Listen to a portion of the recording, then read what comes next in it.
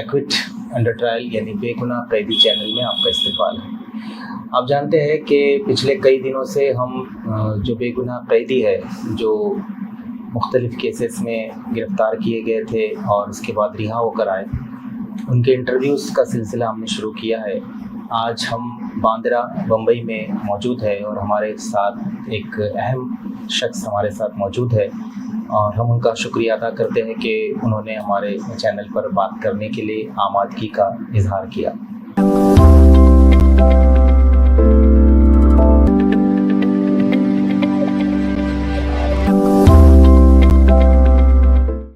हमारे साथ है आज के मेहमान गौतम नवलखा सर, जिन्हें भीमा कोरेगांव के झूठे केस में गिरफ्तार किया गया था।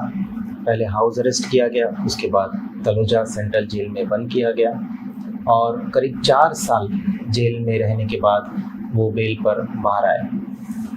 अभी जो ख़ास बात हुई है, बॉम्बे हाई कोर्ट ने एक ऑर्डर दिया है और उन्हें बॉम्बे से अपने आबाई वतन कहिए दिल्ली में शिफ्ट होने की इजाज़त दी है। तो इस मौके पर हमने सोचा कि इनका इंटरव्यू लिया जाए, ताकि इससे पहले कि वो हमारी रीच से बाहर चले जाए तो हम इंटरव्यू शहर में हैं तो ले लिया जाए। तो गौतम सर, बहुत शुक्रिया और वेलकम हमारे चैनल में। Thank you.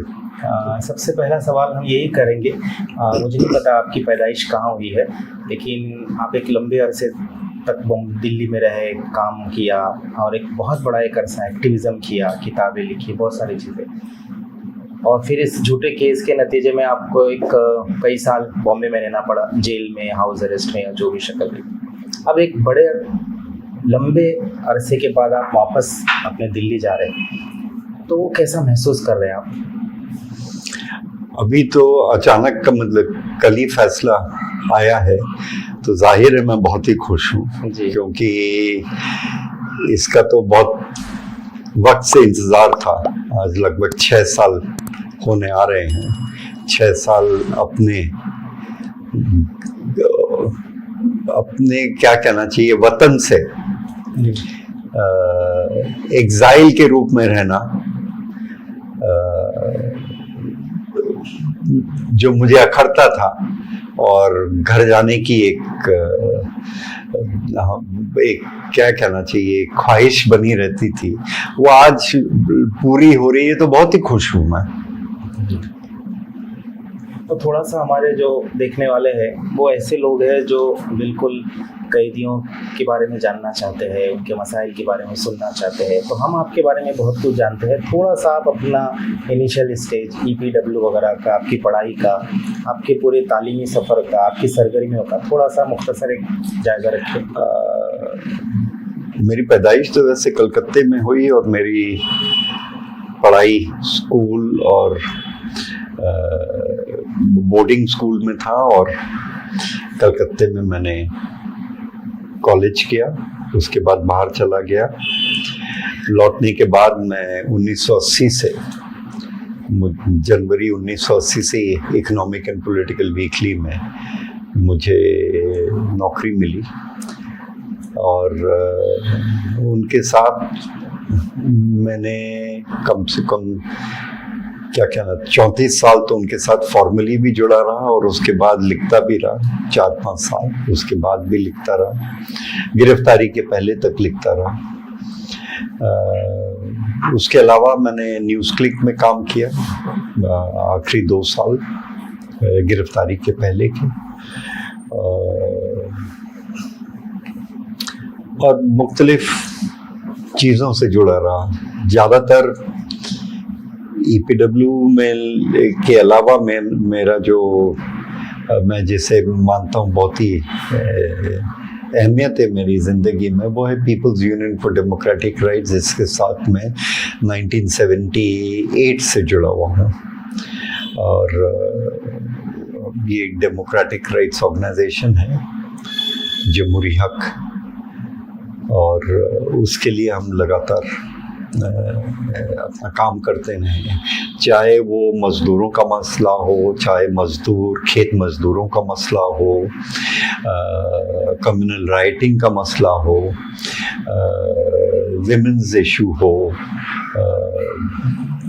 मुख्तलिफ इन्वायरमेंटल इशू हो, मतलब इन मुख्तलिफ चीज़ों पर जहाँ जहाँ संघर्ष हुए हैं लोगों के, उसको समझने की, उसके कॉन्टेक्स्ट को परिप्रेक्ष्य में रखकर एक समझदारी बनाना और लोगों तक पहुंचाना, ऐसा काम हम करते रहे हैं। तो संक्षिप्त में मैं यही कहूँगा कि यही मेरी मतलब पिछले 40-45 साल मेरे जो वर्किंग लाइफ रही है, मेरी यही रही। आपने लिखने पढ़ने की बात कही है, आप जर्नलिज्म से जुड़े रहे काफ़ी अरसे तक। आपका जो एरिया ऑफ राइटिंग है, आपकी चंद किताबें भी आई है, मेरे में 2 किताबें हैं, तो थोड़ा सा उस किताबों के बारे में और वो किताबें किस मौजू पर बात करती है उस पर बताइए। देखिए, एक तो मैं 2010 में बस्तर के जंगलों में गया था, जहाँ माओवादी उस वक्त, आज तो धीरे धीरे वो खात्मे की तरफ जा रहे हैं, लेकिन उस वक्त में उनका दबदबा था।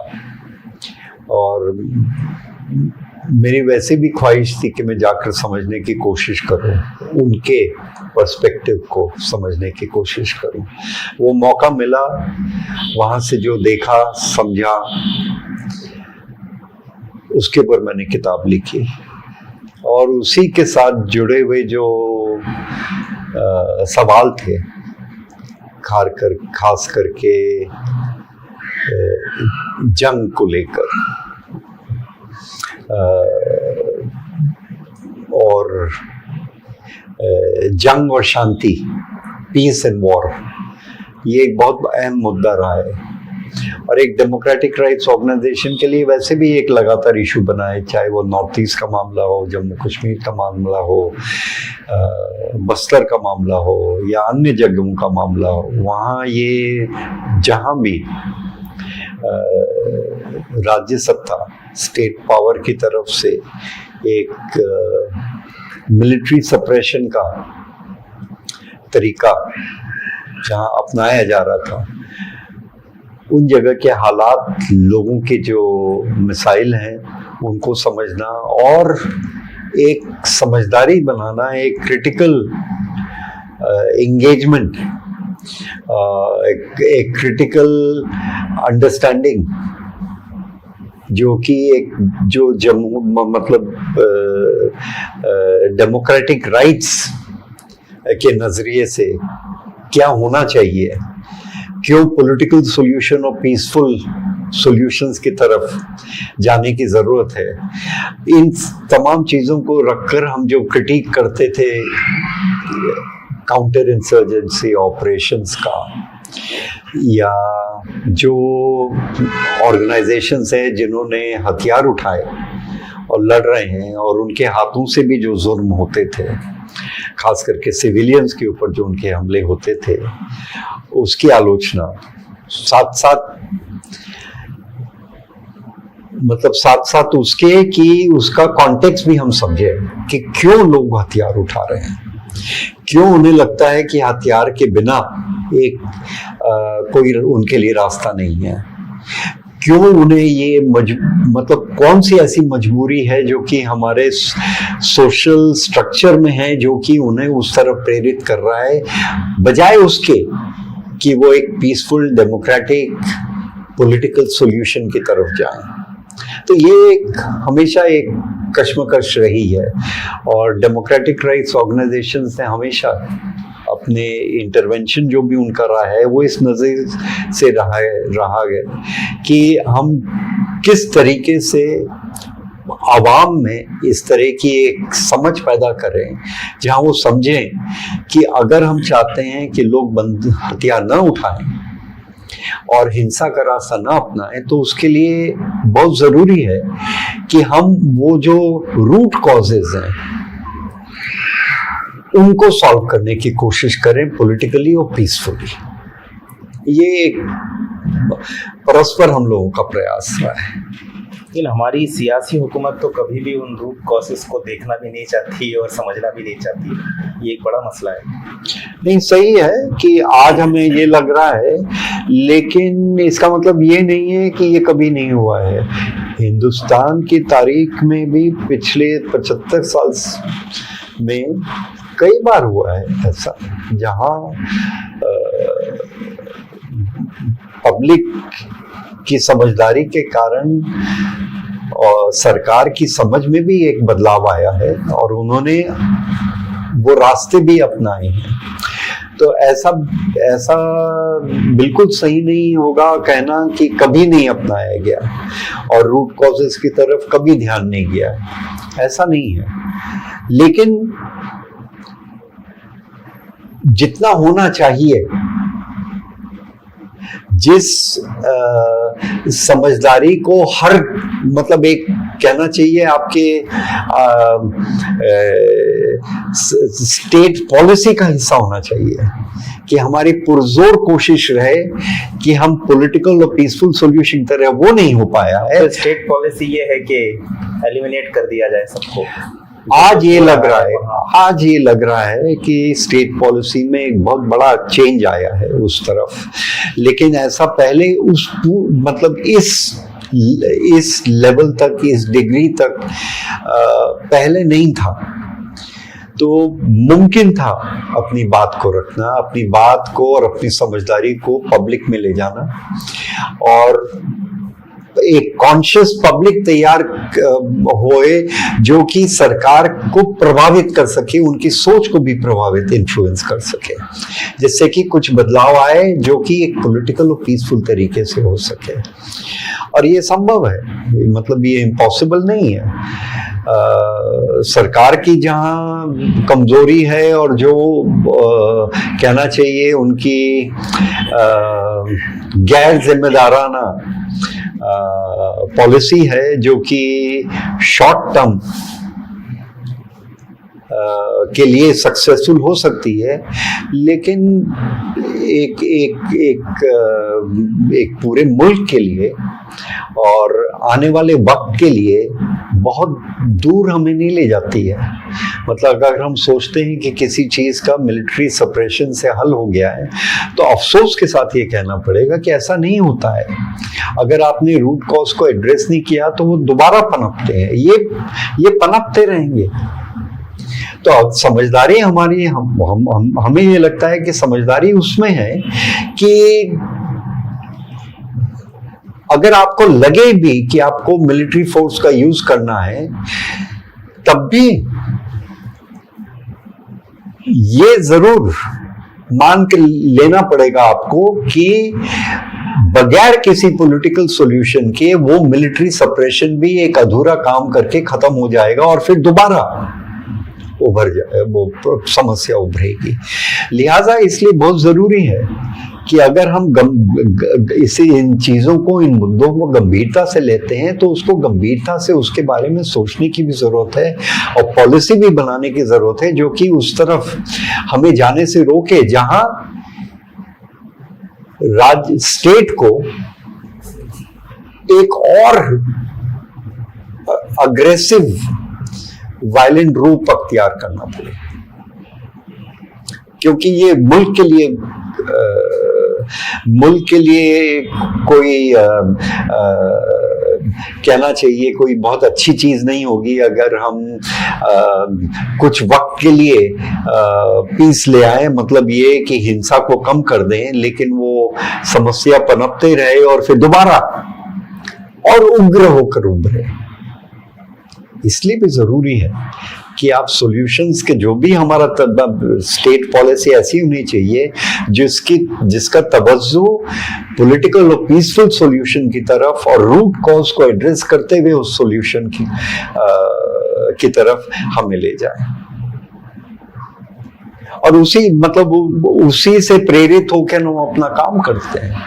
क्योंकि चाहे हम पूरी तरह समझा ना पाए और हुक्मरान हमारी बात से सहमत नहीं हो, लेकिन हमारी कोशिश फिर भी हमें करते रहना पड़ेगा, बार बार करते रहना पड़ेगा, जिससे कि ये समझदारी समाज में भी फैले जिससे कि सब जो सरकार है वो भी प्रभावित हो और जो सॉल्यूशंस निकाले जाएं वो एक डेमोक्रेटिक मुल्क को डेमोक्रेट और कि मुल्क की डेमोक्रेसी को बरकरार करने के लिए, उसको और मजबूत करने के लिए लाभदायक साबित है। ये जो सोच है आपकी, ये तो आप समझ रहे हैं, आप कह रहे हैं कि ये देश के हित में है, लेकिन जो हमारी सियासी हुकूमत है वो समझती है कि ये तो डिसेंट वॉइस है। जो आप नक्सलिज्म के बारे में आप कह रहे हैं, कश्मीर के बारे में आप थोड़े वोकल रहे हैं, तो क्या ये वजूहात रही है आपकी गिरफ्तारी की? आप इस भीमा कोरेगांव केस में जो गिरफ्तारी, उसको आप किस पस मंजर में देखते हैं? अब देखिए, साफ है, मतलब केस के बारे में तो मैं बात नहीं करना चाहता हूँ, लेकिन मेरी गिरफ्तारी तो जाहिर है कि मैंने जो लिखा है, जो मैं बोला हूँ, वो हुक्मरान उनको नागवार लगी होगी, तो उसका तो मेरे पास कोई इलाज नहीं है, क्योंकि मैंने तो अपनी सच्चाई और ईमानदारी से जो मेरी समझ है और जो मेरी समझ बनी वही मैंने पेश करी है, बगैर लीपापोती किए हुए। मैं गलत भी हो सकता हूँ अपनी समझदारी में। मैं ये नहीं कहता हूँ कि मैंने जो लिखा है, यार मैंने जो कहा है वो 100% तय सही है। इंसान कभी भी नहीं हो सकता, न इंसान न सरकार, बिल्कुल कोई भी इनफॉलिबल नहीं है। तो गलतियां मेरे से भी हुई होंगी, हो सकता है कि मेरी जो समझदारी है, जो मैंने लिखा है वो गलत हो, लेकिन आप मेरे को गलत साबित करें ना। मैंने अगर लिखा है तो आप भी लिखकर मेरे को बताइए कि मैं कहाँ गलत हूँ। अगर मैंने कुछ बोला है तो मुझे बताइए मैंने क्या गलत बोला है। तरीका ये होना चाहिए डेमोक्रेसी में। तीन तरीका कैद है तो वो भी झेलेंगे। अब देखिए, हम ये मान के चलें कि डेमोक्रेसी के लिए और आज़ादी के लिए कोई कुर्बानी बगैर दिए लोगों को हासिल हो जाती है, ऐसा नहीं है। तो अगर झेलना भी पड़े तो झेलेंगे, उसमें क्या है। लेकिन जो सच्चाई और ईमानदारी से और अपने विवेक का इस्तेमाल करते हुए हम जैसे लोगों ने काम किया है, उसमें अगर किसी को एतराज है और अगर उनको लगता है कि हमें जेल में ही रहना है तो ठीक है, रखना है तो ठीक है, ये उनकी सोच है। मैं मानता नहीं हूं उसमें, लेकिन अगर मुझे झेलना पड़े तो ठीक है, तो मैं वो भी तैयार हूं। लेकिन सच्चाई और विवेक का इस्तेमाल में छोड़ नहीं सकता हूं। तो एक डेमोक्रेटिक राइट्स एक्टिविस्ट होने के नाते ये तो हमारी जिम्मेदारी है, ये हमारी दायित्व है। ये कि अगर हमने नहीं किया तो फिर हम तो अपने ही जो वैल्यूज हैं जिसकी हम कदर करते हैं उसी पर हम खरे नहीं उतरेंगे। तो हमारा जो फौजदारी निज़ाम है या जो जेल का निज़ाम है, आपने बहुत करीब से देखा है उसको, जेल में रहे आप, और जेल में एक अहम वाकया भी हुआ है। स्टैन स्वामी जो आपके को एक्यूज है, सिपर का जो मामला है, आपकी ऐनक का मामला है, इस पूरे मामले को आप किस नज़र से देखते, क्या खामियां है इस पूरे मामले में? नहीं, देखिए, जेल में एक चीज़ तो बड़ी, मतलब ये तो इंडिविजुअल उदाहरण है, लेकिन आम कैदी का एक्सपीरियंस यही है। जेल में जब कोई हॉस्पिटल में, जेल हॉस्पिटल में अगर कोई भर्ती हो जाता है तो लोग आपको खुद के ही कहते हैं, यार कुछ भी हो जाए जेल के हॉस्पिटल में कभी मत जाना, क्योंकि वहां से जिंदा नहीं लौटोगे। मतलब ये बड़ी आम बातचीत में ये बातें रखी जाती हैं। क्यों?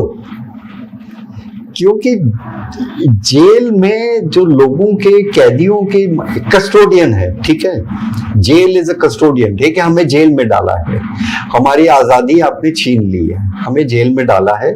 जेल एडमिनिस्ट्रेशन कस्टोडियन बन जाता है, जेल मतलब जुडिशरी कस्टोडियल बन जाता है, और वो डेलीगेट करता है, मतलब कहना चाहिए एक तरीके से जेल अथॉरिटीज को रिस्पॉन्सिबिलिटी कि वो हम लोगों की देखभाल करे और हमारा ध्यान रखे। ठीक है, हमारी जो मांगे हैं जेल में वो तो उसी के इर्द गिर्द है। हमारा जो मामला होगा, किसी का भी केस होगा, चाहे सही या गलत, वो कोर्ट में तय होना है। लेकिन जहां तक जेल का है, तो हमारी जो बुनियादी मांगे हैं वो उन्हीं के इर्द गिर्द जेल में हम अपनी मांगे को उठाते हैं, अपने रिक्वेस्ट पेश करते हैं और उम्मीद करते हैं कि उस पर तवज्जो दिया जाए, उसका हल निकले, ठीक है ना। अब कोई अगर बीमार पड़ जाए और जेल हॉस्पिटल का सिस्टम ऐसा हो, और ये तमाम जगह ये हाल है, मतलब ये नहीं कि केवल एक तलोजा का ये है, आप कहीं भी देख लीजिए तो जेल में 2-3 चीजें हैं जो कि हर जगह आपको मिल लेंगी। हेल्थ सिस्टम बहुत ही कमजोर है, कहीं तो पूरी तरह से चरमराया हुआ है, ठीक है। दवा दारू जो दी जाती है आपकी बीमारी के नाम पर, वो एक स्टैंडर्डाइज कोई टैबलेट दे दिया है, पेन किलर दे दिया है, कुछ कर दिया है। अब डेंगू मलेरिया हुआ है तब भी सबसे पहले वो शुरू करेंगे, आपको एक पैरासीटामोल दे देंगे, ठीक है, उम्मीद करेंगे कि आप ठीक हो जाए। कोई जानते हुए कि तलोजा जैसा जो इलाका है वो एक डेंगू और मलेरिया परस्त इलाका है, और वहां बरसात के मौसम में इस तरह की बीमारी होनी बड़ी आम बात है, खास करके उस माहौल में जहां की कूड़ा भी है, पानी की एक तरफ कमी भी है, लेकिन दूसरी तरफ ड्रेनेज सिस्टम भी कमजोर है। मतलब ऐसा माहौल है, और आसपास का माहौल तो हम जानते ही कैसा है। इन सारी चीजों को देखते हुए अगर आप कोई बीमार पड़ता है, 3 दिन तक बीमार रहता है, और उसको केवल पैरासीटामोल दिया जाए, उसका ब्लड टेस्ट नहीं करवाए 3 दिन के बाद भी, उसके लिए आपको हंगामा करना पड़े, चीखना चिल्लाना पड़े, उसके बाद अगर इतना सब करने के बाद आपको हॉस्पिटल ले जाते हैं, और वहां भी फिर आपको हॉस्पिटल ले गए तो ये नहीं कि वहां भी आपका इलाज पूरी तरह हो। इत्तेफाक से अगर कोई अच्छा डॉक्टर उधर मिल गया और उसके समझ में आ गया कि नहीं ये कोई दूसरी बीमारी है और इसके इलाज के लिए ब्लड टेस्ट वगैरह वगैरह इन्वेस्टिगेशन जरूरी है, तब तो हो जाता है। नहीं तो आप बैठ गए। क्लास, कास्ट, कम्युनिटी, ये तीनों मौजूद हैं जेल में, और जो बायसेस बाहर के समाज में वो वहां भी मौजूद हैं, और वहां तो उसे सैंक्शन एक तरह का मिल जाता है स्टेट एडमिनिस्ट्रेशन का, और आज के दौर में और भी ज्यादा।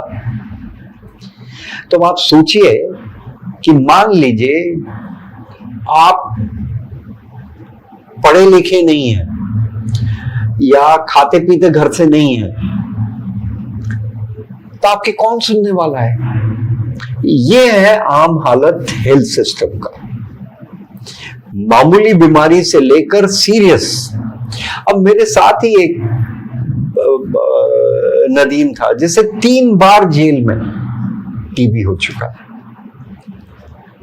15 साल से जेल में 3 बार टीबी। इसका मतलब है कि जेल की जिम्मेदारी है ना कि आपने पूरा उसका इलाज कभी सही से किया नहीं, और उसको वो खुराक नहीं मिली जो कि एक टीबी के मरीज को मिलनी चाहिए। उसके लिए भी दर दर भटकना पड़ रहा है उसको, और ले देकर फिर आखिर में अगर उसको वो अपने खुराक मिलनी भी शुरू हुई तो उसके लिए उसके घर वाले उसके लिए पैसे देते हैं, जेल अपनी जिम्मेदारी नहीं निभाता है। ये हालत है। इसका मतलब ये है कि जेल में जो इनइक्वालिटी है बाहर के समाज में, वो तो जेल में भी है। जिनके पास नहीं है कुछ भी, वो वैसे ही एक ऐसे बैकग्राउंड से आ रहे हैं जहां की तंगी है, उनके पास अंदर भी पैसे नहीं है खर्च करने के। तो जिनके पास पैसे हैं वो तो निकल जाता है, जो भाई है वो तो अपने दबदबे के आधार पर अपनी बात मनवा लेता है, लेकिन बाकी लोगों का क्या? इस स्थिति में मतलब इंडिविजुअल केसेस ओनली एक इलिस्ट्रेशन है, लेकिन ये जनरलाइज्ड है। ये जनरलाइज्ड है। खाना, आपको खुराक कैसा मिलता है? मतलब जेल में मैं देखता था कि हम कूड़े के डब्बे में हर रोज खाना फेंका जाता था। क्यों? अरे जहां लोग खाने के लिए तरस रहे हैं वहां खाना फेंक रहे हैं। अब क्यों? इसलिए कि कच्ची रोटी, अधपका या बेस्वाद की सब्जी। पहले तो आप नॉनवेज देते ही नहीं है, वही जगह है आपने खुराक पर भी, मतलब आपकी आजादी केवल मोबिलिटी अफेक्ट नहीं हुई है, आप क्या खाते हैं। अब तो बाहर भी है कि आपके किचन चेक हो रहे हैं, आप क्या खा रहे हो उसपे। तो मेरे कहने का मतलब है कि खुराक खाना अगर ऐसा है आप लोगों को दे रहे हो जो कि वो बर्बाद होकर कूड़े के डिब्बे में जाता है रोज, तो ये कितनी बड़ी पब्लिक फंड्स का दुरुपयोग है। जो पैसा कैदियों के खुराक के लिए दिया जाता है, अगर उस पैसे का इस्तेमाल इस रूप में हो रहा है जहां कैदी को मतलब मजबूर होकर वो फेंक रहे हैं कूड़े के डब्बे में, तो पब्लिक फंड का कितना बड़ा दुरुपयोग है ये। मतलब आप खुराक भी सही नहीं दे सकते।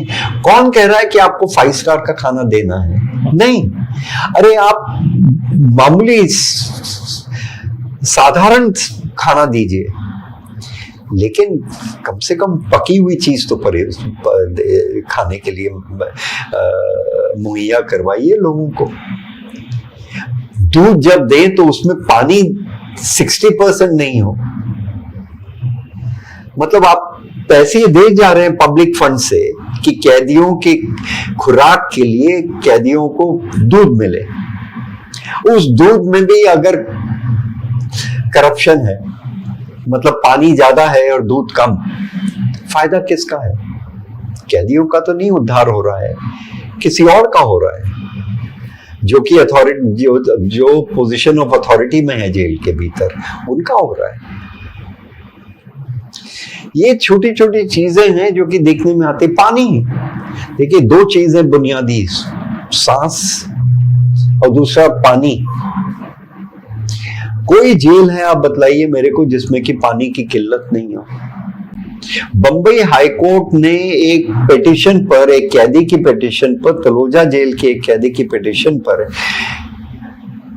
एक कमेटी का गठन किया। उस कमेटी ने पूरी तरह वो जो पिटीशन में लिखा था उसे सही माना, और जो एफिडेविट जेल अथॉरिटीज ने दिया था उसे पूरी तरह से खारिज किया गया।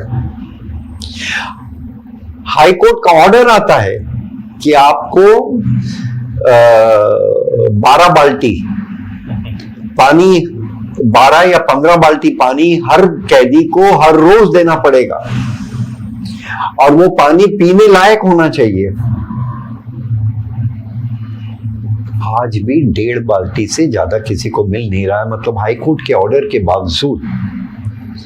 अच्छा, जो एफिडेविट जेल अथॉरिटीज ने फाइल किया वो गलत साबित हुआ, झूठा साबित हुआ, कोई एक्शन नहीं लिया गया जेल अथॉरिटीज के क्या। एक आम आदमी, एक आम कैदी अगर एक गलत एफिडेविट, उससे भूल चूक भी हो जाती है एफिडेविट में, उसको कितना भारी जुर्माना देना पड़ता है उसका हम अंदाजा नहीं करते हैं। लेकिन जितने स्टेट एजेंसीज हैं वो अगर झूठे एफिडेविट भी देते हैं तो उनके खिलाफ कोई कार्रवाई नहीं होती, झूठे केसेस बनाते तो भी कार्रवाई नहीं, कोई कार्रवाई नहीं होती है। तो कहने का मतलब है कि जब ऐसे हालात हों जेल के, तो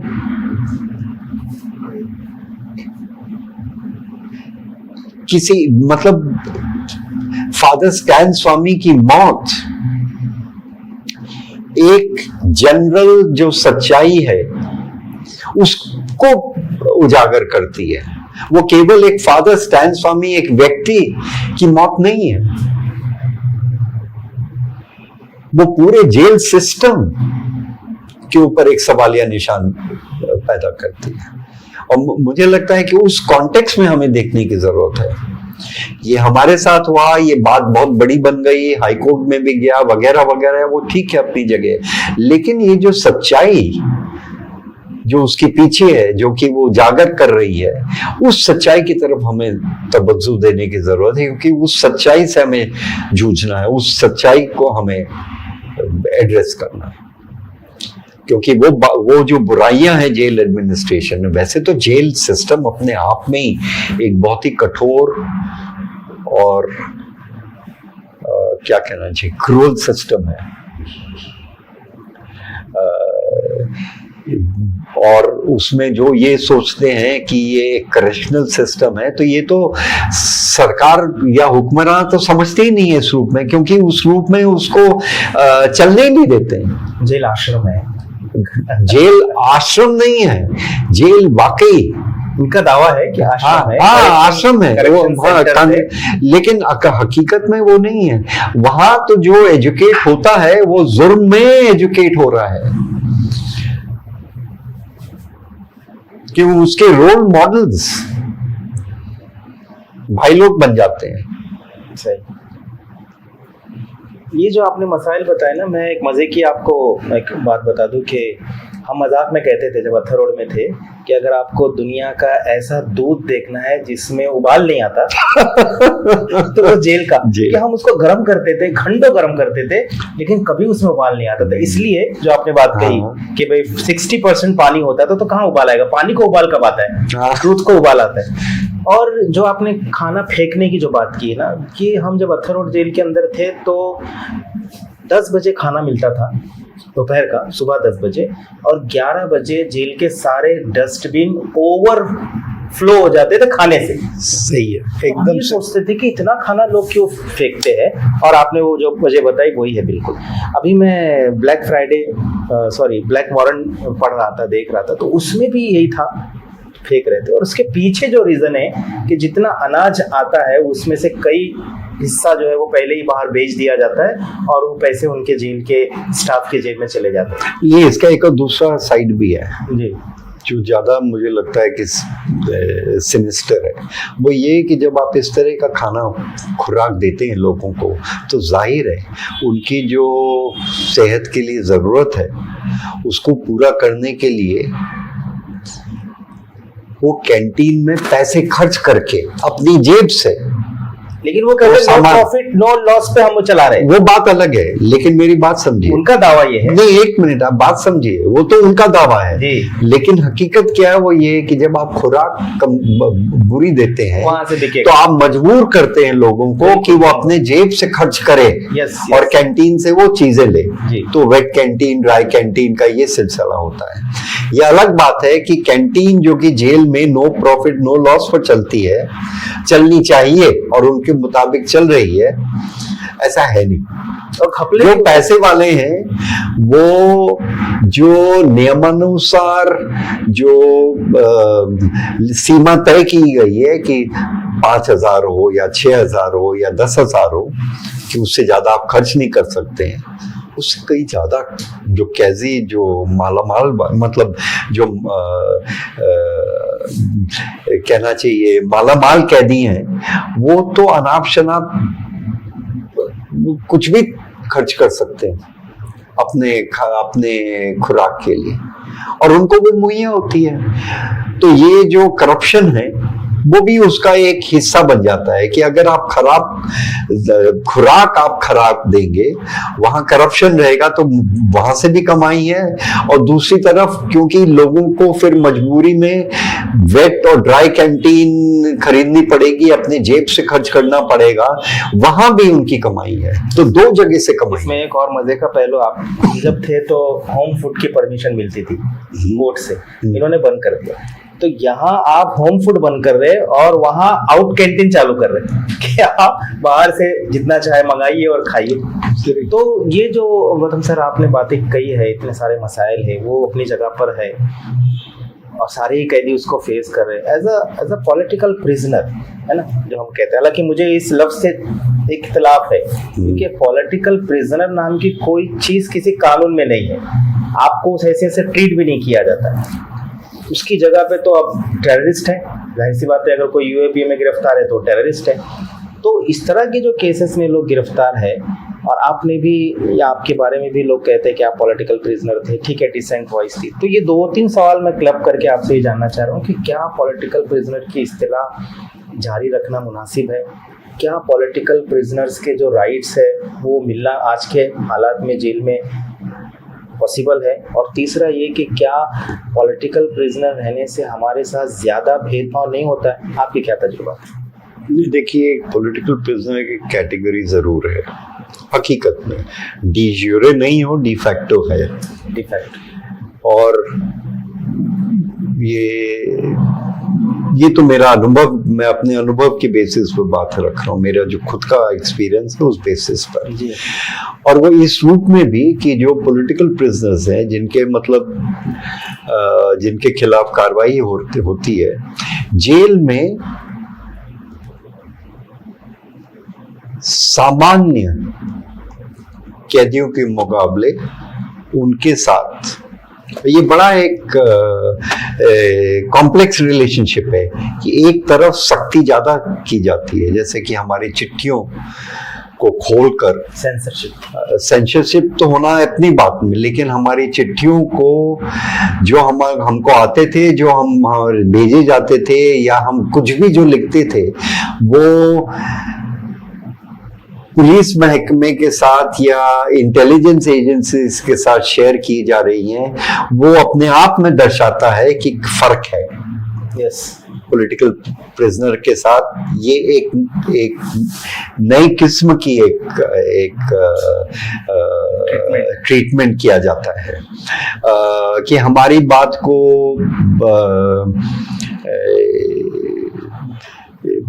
एक तरीके से, क्योंकि पॉलिटिकल प्रिजनर है इसलिए हम आर्ग्यू भी कर सकते हैं, लेकिन दूसरी तरफ हमारी जो भी मांगे रहती हैं उसमें हर तरह की अड़चनें डाली जाती हैं और हर लेवल पर अड़चनें आती हैं।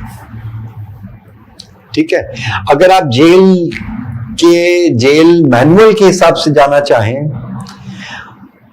वो भी काम नहीं करता है, क्योंकि वो कभी भी चाहें उसको रोक सकते हैं। उनके हाथ में है कि आपने तमाम जेल के प्रोसीजर को फॉलो करते हुए अपने सबमिशंस, अपने राइटिंग में जो देना चाहिए आप देते हैं, लेकिन उसके ऊपर जेल अथॉरिटीज बैठ जाते हैं। उसके बाद आप उनके पीछे पड़ रहे हो कि आप आगे कोर्ट को भेज रहे हैं, नहीं भेज रहे हैं, उन मिन्नतें करनी पड़ती हैं, झगड़ा करना पड़ता है, गुस्सा होते हैं, आर्ग्यूमेंट्स होते हैं। कोर्ट में जब पेश किए जाते हैं तब हम वो बात उठाते हैं, कोर्ट उसमें तवज्जो देता नहीं देता है, उसके ऊपर निर्भर करता है, क्योंकि वैसे ही ओवरबर्डन केस है। ट्रायल्स एक के बाद एक केसेस उनके ऊपर लादे जा रहे हैं, उनके कोर्ट में आ रहे हैं। वहां ये छोटे छोटे मसले लेकर अगर कैदी आने लगे कस्टोडियल कोर्ट के पास अपने उसके सॉल्यूशन के लिए, तो उनका तो काम धप हो जाएगा। तो मैं समझता हूं उनकी मजबूरी, लेकिन सवाल यह है कि फिर आप जाए कहां? जेल अथॉरिटीज अपने जो जेल मैनुअल के अनुसार उनकी रिस्पॉन्सिबिलिटी बनती है, उससे तो उन्होंने किनारा कर लिया है। आप कुछ भी मांगे तो कहते कोर्ट ऑर्डर लेकर आइए जी। हाँ, कोर्ट ऑर्डर लाने के बाद ये जरूरी नहीं है कि वो कोर्ट ऑर्डर लागू किया जाएगा। मेरे केस में भी हुआ, जब मेरे को कोर्ट ने, और मैं अकेला व्यक्ति था पूरे तलोजा में जिसे परमिशन मिली आधे घंटे मॉर्निंग वॉक के लिए, बैरक से बाहर, आपके जेल के बाहर, बैरक के बाहर नहीं, वार्ड के बाहर। अच्छा, खुली हवा में, मतलब खुले आसमान में, within the jail. Naturally बाहर थोड़ा ले जाएंगे मेरे को वॉक के लिए, तो within the jail. Yes, उसमें भी उन्होंने टाइम लगाया। ये आपने जो बात की ना, हमारी बात चश्मे से और से शुरू हो रही थी, तो आपका चश्मा कैसे मिला और कितने दिन आप तकलीफ में रहे? 10 दिन। अच्छा। और वो बहुत परेशान करने वाला थे, क्योंकि चश्मा उतार दूं तो मेरे को बहुत परेशानी होती है। चेहरा भी, मतलब आप इधर बैठे हैं तो पूरी तरह से चेहरा आपका ब्लर है, साफ नजर नहीं आता है जितना कि चश्मा पहनने से आता है। तो आप सोच सकते हैं जब आप बैरक में हो तो कितनी दिक्कत होती होगी। तो पहले 4 दिन तो मुझे घर फोन भी नहीं करने दिया, क्योंकि गलती से मैं उस तैयारी से भी नहीं आया था कि मेरे पास एक एक्स्ट्रा पेयर हो। लेकिन घर में मेरे प्रिस्क्रिप्शन वो सारे मौजूद थे, तो इसलिए मैं बार बार उनसे मिन्नतें करता रहा। 4 दिन लगे मनवाने में उनको कि मुझे घर फोन करने दीजिए फोन के लिए।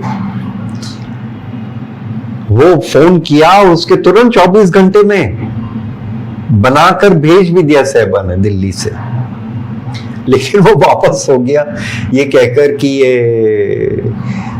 इन the name of some safety security हम एक्सेप्ट नहीं कर सकते बाहर से आई हुई चीज़। अच्छा। तो तब हंगामा मचा, और उस हंगामे के बाद 10 दिन लगे जब मुझे फिर चश्मा दोबारा पहनने को मिला। लेकिन वो 10 दिन मेरे बड़े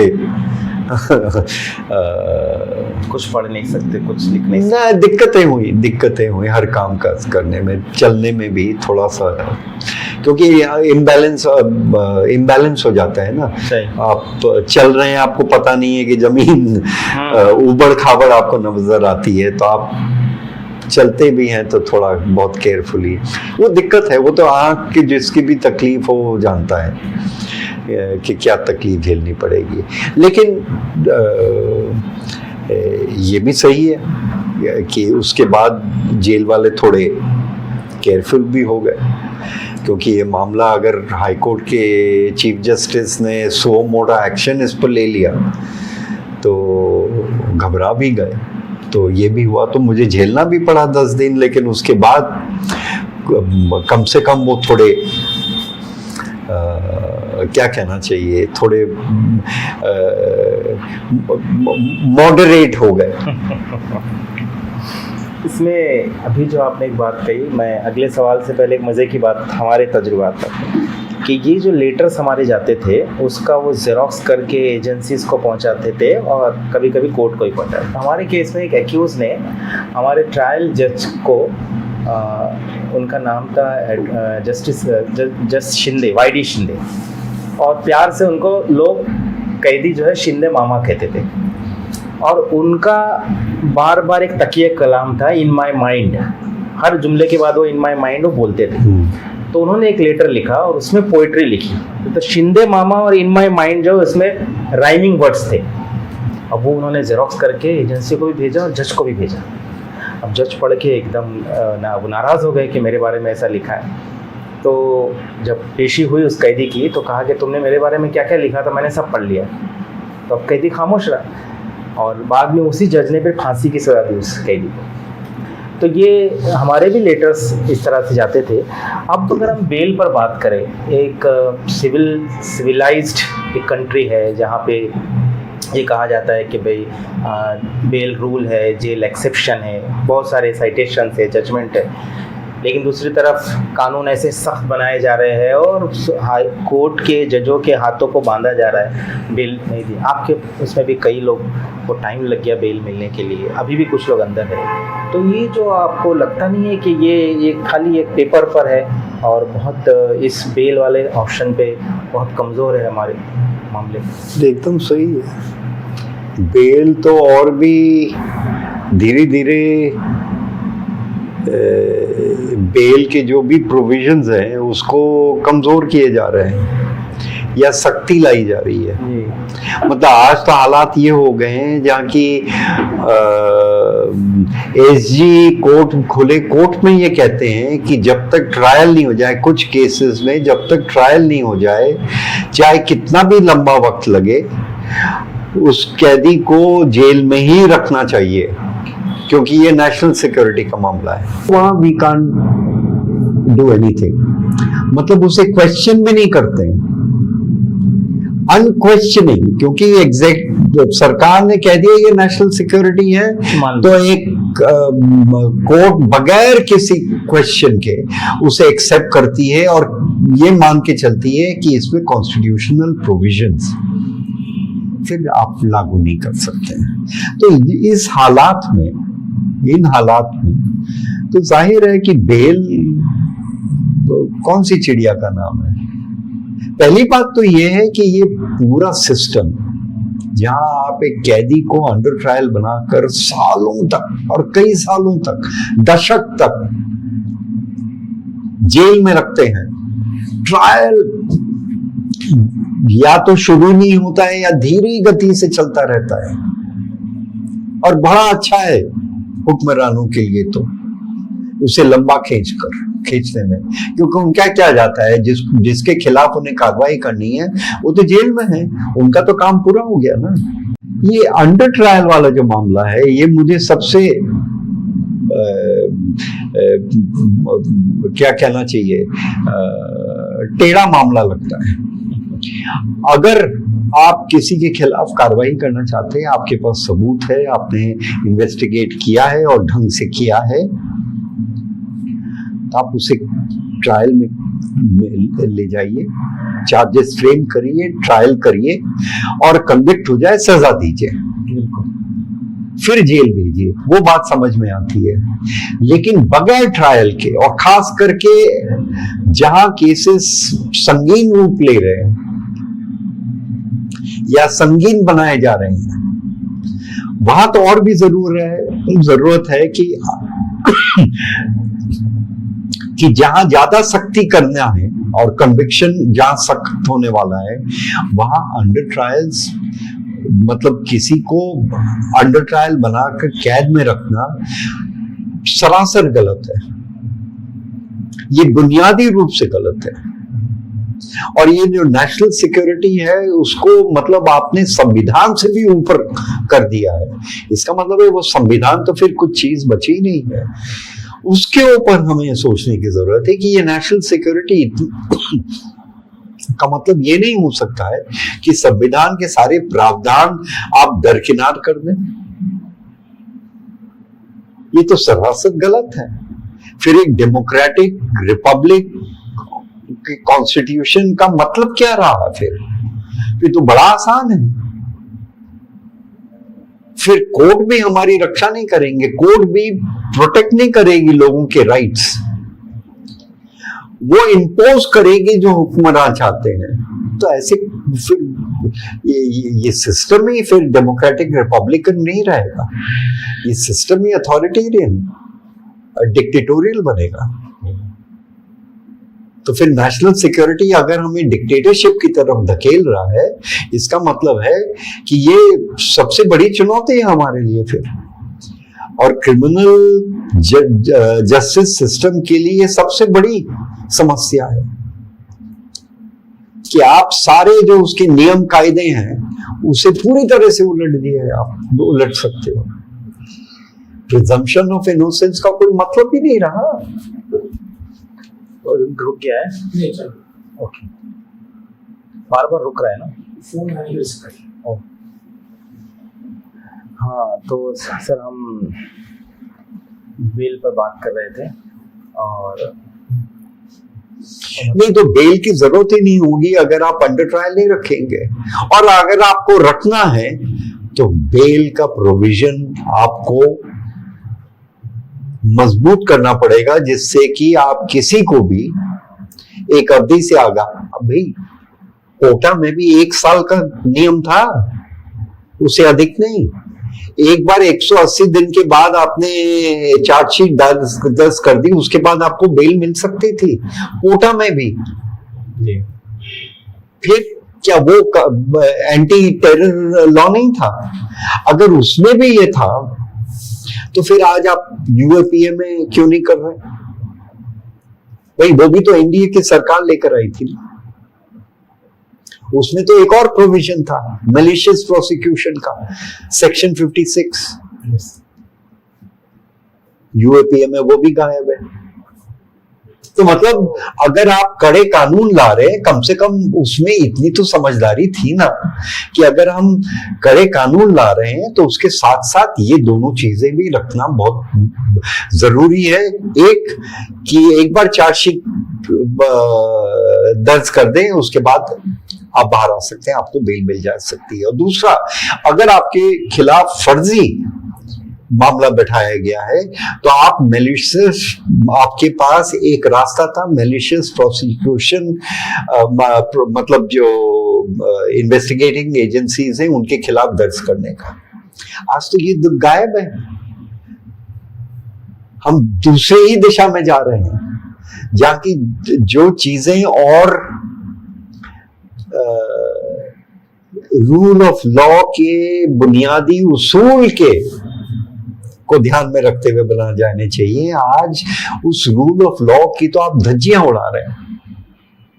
उसको पूरा उलट कर रख दिया। अब तो मनमाने तरीके से आप कानून बना रहे हैं, मनमाने तरीके से उसमें नेशनल सिक्योरिटी के नाम से आप चीजें ला रहे हैं जो कि, और क्या कहना चाहिए, पूरा जो एक लिबरल ज्यूरिस्प्रूडेंस था उसे खत्म कर रहा है। किताबों के हवाले से दो तजुर्बे आपने बताए। एक तो आपने तलुजा का बताया कि बहुत आसानी से आपको मिल गई, काफ़ी किताबें मिली, आप पढ़ने के भी शौकीन थे। लेकिन दूसरी जेल का आपने को एक उसका बताया कि मुश्किल से मिलता है। हमारा तजुर्बा यही है कि बहुत मुश्किल से मिलता है। तो चूँकि आप एक किताब लवर है, मैं कहूँगा, तो अगर जेल रिफॉर्म की बात की जाए किताबों के ताल्लुक से, जेल लाइब्रेरी के ताल्लुक से, तो क्या आइडियाज़ है जो आप उसमें देना चाहें? ये तो मैं लाइब्रेरियन से भी, जब देखिए मैं बहुत कम लोगों को परमिशन मिली थी कि वो लाइब्रेरी जा सकते हैं, क्योंकि एक वक्त आया तलोजा में जहाँ की आप लाइब्रेरी भी नहीं, कोई कैदी लाइब्रेरी भी नहीं जा सकता था। अच्छा, लाइब्रेरी जाने का एक अपना एक महत्व होता है। आप जाते हैं, किताबों को देखते हैं, उठाते हैं, देखते हैं, एक दो पन्ने पढ़ते हैं, अगर आपको इंटरेस्टिंग लगा तब आप लेके जाते हैं। जब आपको बंद कर दिया गया और केवल नाम से आपको किताबें मिलेंगी, तो अगर आपको पता नहीं कि कौन सी किताबें आई हैं या वो अवेलेबल है, तो आप कैसे करेंगे? तो ठीक है जी, वो जेल वालों ने एक कैटलॉग बनाया हुआ, उसमें से आप तय करें। लेकिन कैसे पता लगता है टाइटल देखकर कि ये किताब हमें पसंद आएगी कि नहीं आएगी? लाइब्रेरी जाने का एक दूसरा भी मकसद होता है जी। लाइब्रेरी आप जाते हैं तो आप किताबों से आपका आमना सामना होता है। आप 10 तरह की किताबें उठाकर फिर तय करते हैं, पहला ये। दूसरा, लाइब्रेरी जाने का मतलब ये भी होता है कि आप पढ़ना बहुत जरूरी है इंसान के लिए। साहित्य पढ़ना बहुत जरूरी है। एक अच्छे इंसान बनने के लिए साहित्य पढ़ना बहुत जरूरी है। ये तो मैं मतलब ये मेरा कन्विक्शन है।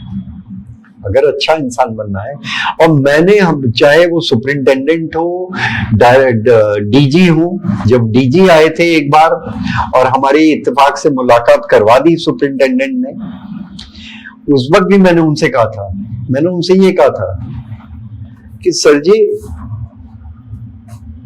यू मस्ट अंडरस्टैंड कि किताब एंड एजुकेशन आप इंकरेज करिए, जो कैदी पढ़ना चाहते हैं उन्हें इंकरेज करिए। और दूसरा, किताब लाइब्रेरी को और बेहतर बनाइए और लोगों को लाइब्रेरी आने दीजिए, किताबें सेलेक्ट करने दीजिए, पढ़ने दीजिए, और हर तरह की किताब। रिफॉर्म की आप बात करते हैं तो रिफॉर्म की शुरुआत वहां से भी होती है, मतलब उसका हिस्सा ये भी है। साथ साथ ये भी बहुत जरूरी है कि आपके जो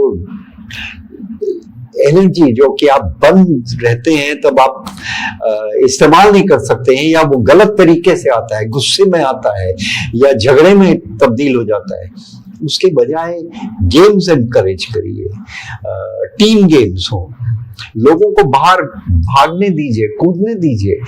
एनर्जी कहीं ना कहीं तो निकलनी चाहिए ना, जो कि एक सेहत को भी बनाए।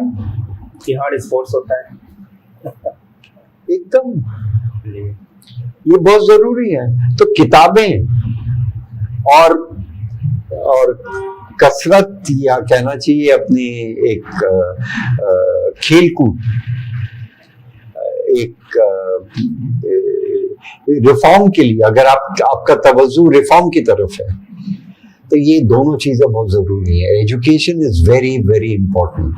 आज आप डिस्करेज करते हैं लोगों को पढ़ने के लिए, आप इनकरेज करते ही नहीं है उन्हें वो सुविधाएं प्रोवाइड ही नहीं करते हैं। ये तो उल्टी गंगा बह रही है ना।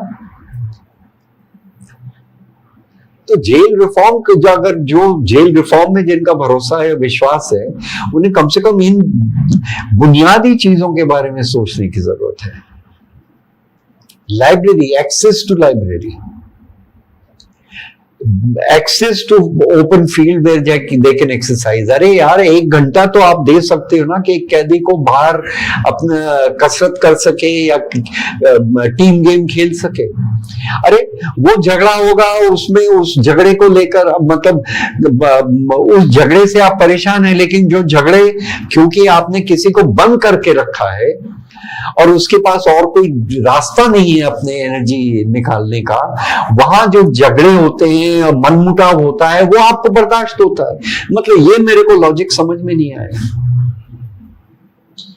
अगर आप उससे निपट सकते हैं तो उन झगड़ों से भी निपट सकते हो। और मेरा ये मानना है कि जहां लोगों को इस तरह की सुविधाएं मिलेंगी वो उसका जिम्मेदारी से इस्तेमाल भी करते हैं, क्योंकि बाकी कैदी उसको याद दिलाते रहते हैं कि तुम करोगे तो हम सबके ऊपर लाठी पड़ेगी, है ना। वो जिम्मेदारी से भी करते हैं। तो बजाय उसके आप दूसरा ही रूप ले रहे हैं, आप बंद करके और कंट्रोल करके कि नहीं जी इसमें ये हो जाएगा जी, इससे ये हो जाएगा जी, यहां जाकर वो लाइब्रेरी में जाकर अपना वक्त जाया करे। अरे क्या वक्त जाया करे? किताबों के बीच में अगर कोई खड़ा 20 किताबें भी देखकर उसको पसंद नहीं आए, लौट आया, तो खाली हाथ नहीं लौटा है, फिर भी कुछ करके आया है, फिर भी उसने 20-40 पन्ने पढ़े होंगे, फिर भी पसंद नहीं आया इसलिए लौट कर आया है खाली हाथ। ये भी समझने की जरूरत है। तो मतलब ये अपने ये किस तरीके से आप देखते हैं, किस पर्सपेक्टिव से आप देखते हैं, बहुत जरूरी है। किसी ने कहा बाहर किताबें हैं, वक्त नहीं है, और जेल में वक्त है और किताबें नहीं है।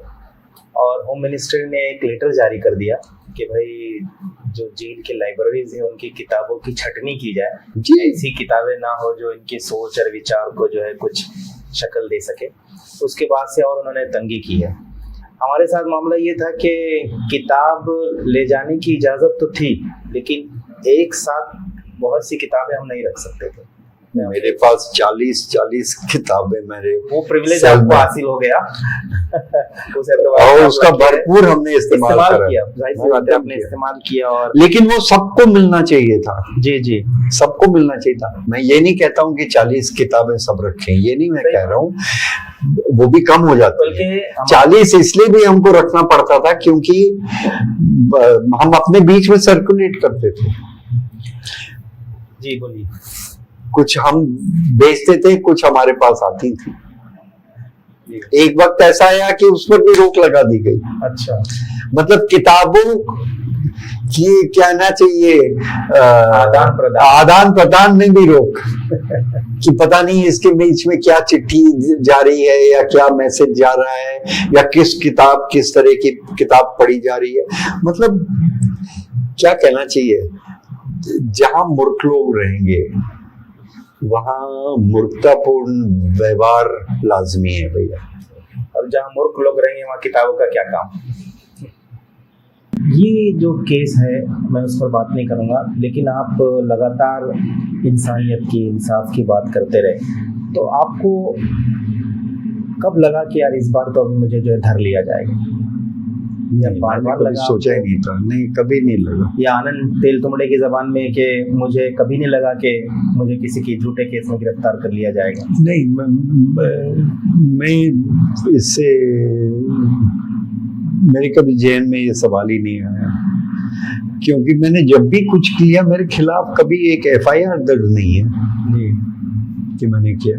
और हम तो बहुत बार सड़कों पर आए हैं और बहुत कुछ बोला है, बहुत कुछ लिखा है, कभी नहीं हुआ। तो मैंने कभी सोचा भी नहीं था। आपके केस में आपके लिए जो भी कैंपेन चली नेशनल लेवल पर, इंटरनेशनल लेवल पर, तो इसने आपके केस में काफ़ी मदद दी बेल वगैरह के लिए। तो इस पूरे कैंपेन में ऐसा लगा आपको कि इस पूरे फौजदारी निज़ाम को या पूरे पुलिस के निज़ाम को समझने में आपको मदद मिली? बिल्कुल बिल्कुल।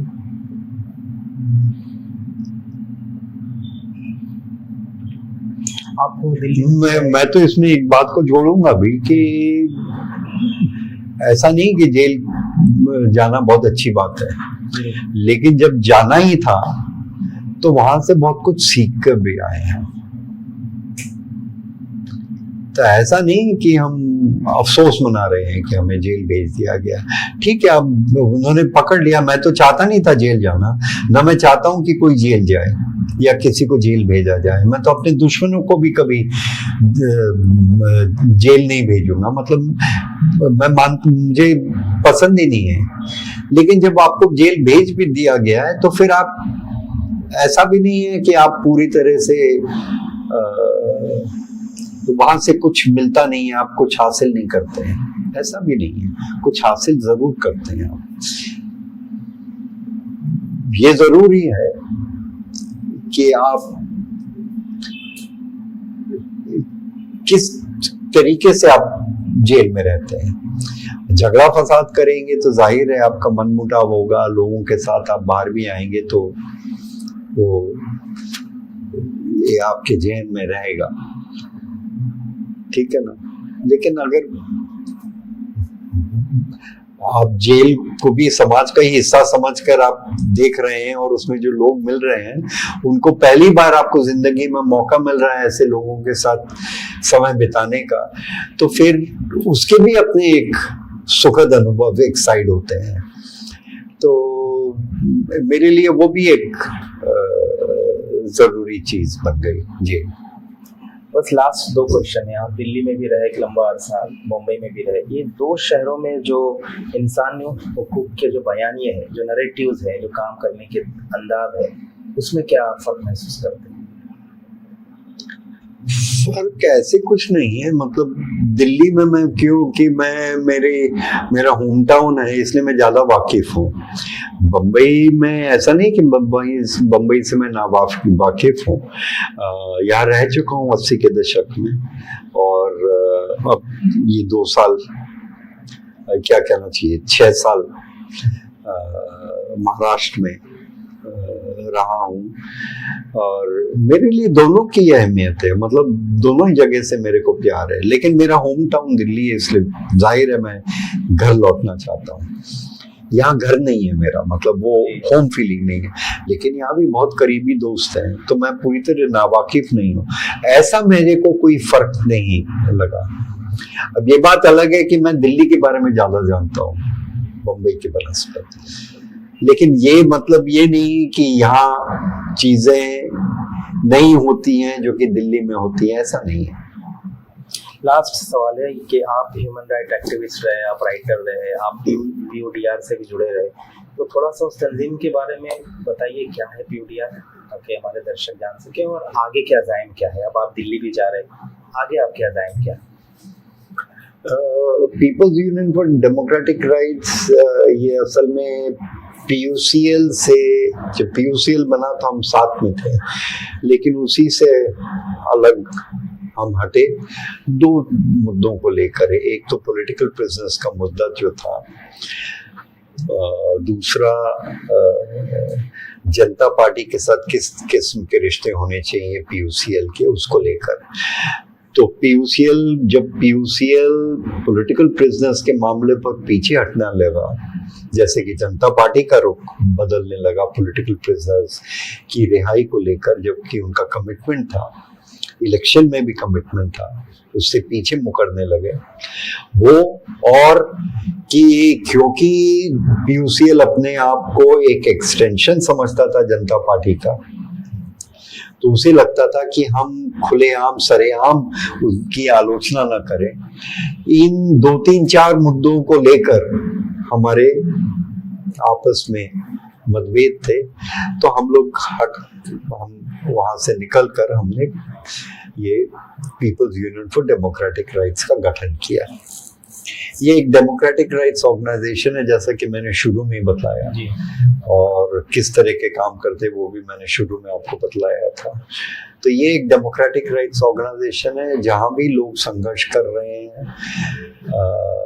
जहाँ आंदोलन चल रहे हैं, या जहाँ बड़े संगीन अपराध हुए हैं, जैसे सांप्रदायिक दंगे, फिसाद, या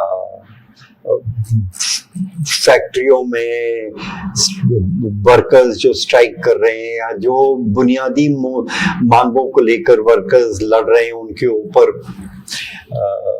मालिकों का और पुलिस और एडमिनिस्ट्रेशन का एक सख्त रवैया वगैरह वगैरह, इस तरह के जो भी हादसे होते हैं उसमें हम अपनी जांच पड़ताल करते हैं, उसके कॉन्टेक्स्ट को समझते हैं कि क्या मुद्दे थे, क्यों वो उभरे, वो कितने लेजिटिमेट हैं कि नहीं है वगैरह वगैरह, या क्या हुआ। कम्युनल राइट्स में भी हम केवल ये जाके नहीं देखते थे कि किसने कैसे मारधार शुरू हुई, किसकी गलती थी, किसका कितना नुकसान हुआ, ये नहीं, हम उसके सोशल कॉन्टेक्स्ट को भी समझते थे कि अगर मुरादाबाद में कुछ हुआ है तो मुरादाबाद का भी एक पॉलिटिकल इकोनॉमी है, उसको भी समझने की जरूरत है, जिसमें कि ये मनमुटाव जो पैदा हुआ बाजार में,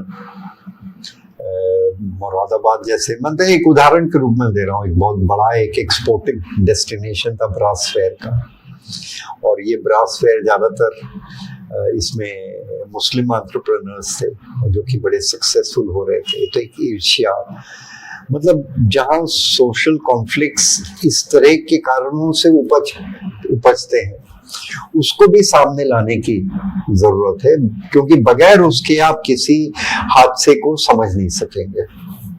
या कश्मीर हो, नॉर्थ ईस्ट हो, बस्तर, झारखंड, उड़ीसा, जहाँ आदिवासियों का संघर्ष चल रहा है, जहाँ की माओवादी भी रहे हैं, उसमें भी ये हम हमेशा की जो कॉन्टेक्स्ट रहा है, जिसमें कि जो रूट कॉजेस है उनको समझने की कोशिश, मतलब उस समझदारी के परिप्रेक्ष्य में जो भी हादसे हुए हैं उसको समझने की कोशिश करना और आवाम के, मतलब पब्लिक के सामने लाना, जिससे कि एक इन्फॉर्म पब्लिक ओपिनियन तैयार हो सके।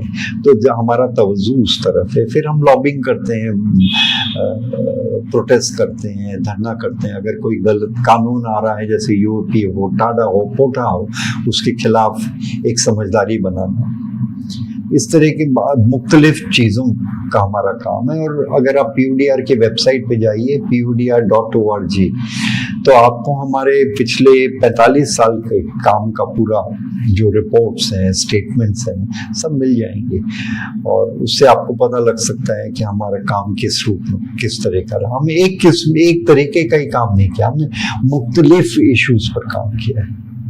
अज़ाइम, आपके अज़ाइम अब आगे क्या करना चाहते हैं? ये अभी तो हाल में मैंने कुछ तय नहीं किया है, लेकिन कुछ चीज़ें हैं मेरे जहन में। ये किताब पूरी करनी है जो लिखनी शुरू करी है, वो सबसे ज़्यादा ज़रूरी है, और एक बार वो ख़त्म हो उसके बाद देखेंगे आगे क्या करना है। अभी तो मेन वो कंप्लीट हो जाए, तो क्योंकि जितनी जल्दी हो उतना बेहतर।